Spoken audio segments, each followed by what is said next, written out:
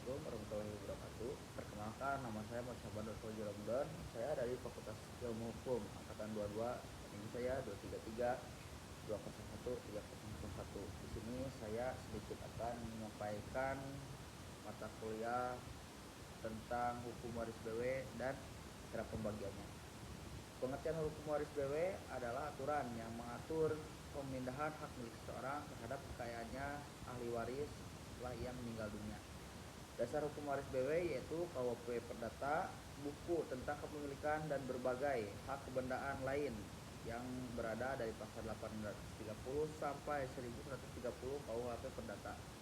Syarat-syarat pewarisan dalam BW yaitu yang pertama adanya pewaris yang meninggal dunia, yang kedua adanya harta warisan, yang ketiga adanya ahli waris, yang keempat ahli waris harus hidup saat pewaris meninggal, poin yang akhir adalah ahli waris tidak kehilangan hak pewaris atau misalnya karena tidak layak.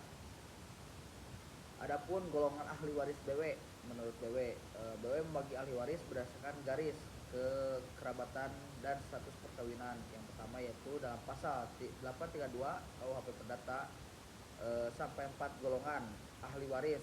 Golongan pertama yaitu anak sah dan keturunannya serta janda atau duda yang tinggal. Adapun poin kedua, orang tua dalam kurung ayah atau ibu dan saudara kandung serta keturunannya. Poin ketiga, adapun kakek, nenek dan leluhur lebih tinggi.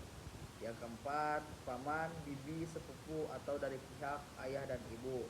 Catatan, maka dari golongan pertama menurut hak waris golongan berikutnya, jika ada ahli waris golongan pertama, maka golongan kedua, 3 dan 4 tidak mendapat warisan. Adapun macam waris, yang poin pertama adalah warisan berdasarkan hukum AB intestato, otomatis berlaku jika ada wasiat. Dan adapun poin kedua, warisan berdasarkan testamen wasiat jika pewaris meninggalkan surat wasiat yang diatur dalam pasal 875 KUHP Perdata. Adapun yang disebutnya legitim forti ataupun yang bagian mutlak, yaitu adalah bagian minimum warisan yang tidak boleh dikurangi oleh pewaris meskipun ada wasiat.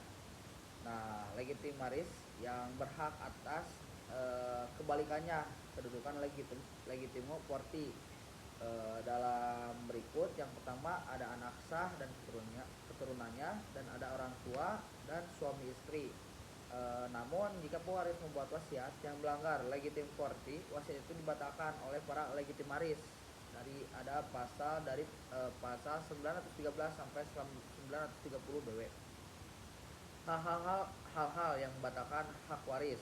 Yang pertama adalah terbukti bersalah membunuh pewaris, yang kedua melakukan penipuan terhadap pewaris, yang ketiga dinyatakan tidak layak mewaris berdasarkan putusan hakim. Ataupun ada contoh singkat di sini, jika seorang ayah meninggal dunia dan meninggalkan istri serta 2 anak, ada poin pertama yaitu istri mendapatkan 1/4 bagian.